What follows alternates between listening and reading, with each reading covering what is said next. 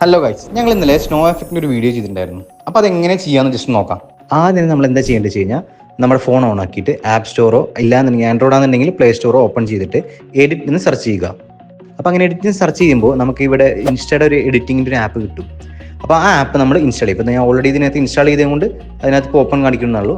അങ്ങനെ app install ചെയ്ത് കഴിഞ്ഞാൽ ഇങ്ങനെ ഒരു ഇൻ്റർഫേസ് ആണ് വരിക.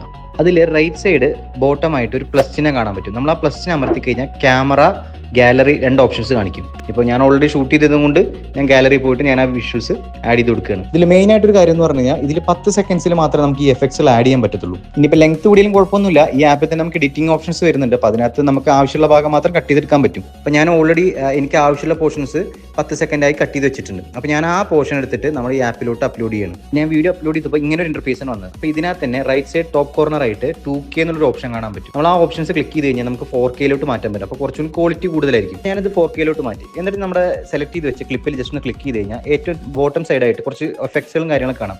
അതിനകത്ത് കുറച്ച് സ്ക്രോൾ ചെയ്ത് കഴിഞ്ഞാൽ റീസ്റ്റൈൽ എന്നൊരു ഓപ്ഷൻ കിട്ടും. അങ്ങനെ ആ റീസ്റ്റൈൽ ക്ലിക്ക് ചെയ്ത് കഴിഞ്ഞാൽ വേറൊരു ഇന്റർഫേസ് തുറന്നു വരും. അപ്പോൾ അതിനകത്ത് കുറേ എഫക്ട്സുകളുണ്ട്. അതിനകത്ത് കുറേ സ്നോ അതുപോലത്തെ വേറെ കുറേ എഫക്ട്സുകളൊക്കെ ഉണ്ടാവും. അപ്പോൾ അതിൽ ഞാൻ സ്നോ ആണ് സെലക്ട് ചെയ്തത്. അപ്പോൾ സ്നോ സെലക്ട് ചെയ്ത് കഴിഞ്ഞാൽ നമ്മുടെ വീഡിയോയിലോട്ട് അത് അപ്ലൈ ആവുന്ന രീതിക്ക് കാണിക്കും. അപ്പോൾ നമ്മൾ ഉദ്ദേശിച്ച പോലത്തെ എഫക്ട്സ് നമ്മുടെ വീഡിയോയിൽ ആഡ് ആയിട്ടുണ്ട്. അപ്പോൾ നമ്മളിനി ഒന്നും ചെയ്യേണ്ട, ഇനി അടുത്ത് എക്സ്പോർട്ട് കൊടുക്കുക, ഇത് എക്സ്പോർട്ട് ചെയ്യുക, ഡൗൺലോഡ് ചെയ്യുക. അപ്പോൾ ഇതുപോലുള്ള ട്രെൻഡിങ് ആയിട്ടുള്ള എഫക്ട്സ് ഈസിയായി ചെയ്യാൻ വേണ്ടി നമ്മുടെ പേജ് ഒന്ന് ഫോളോ ചെയ്ത് വെച്ചോ. Always will.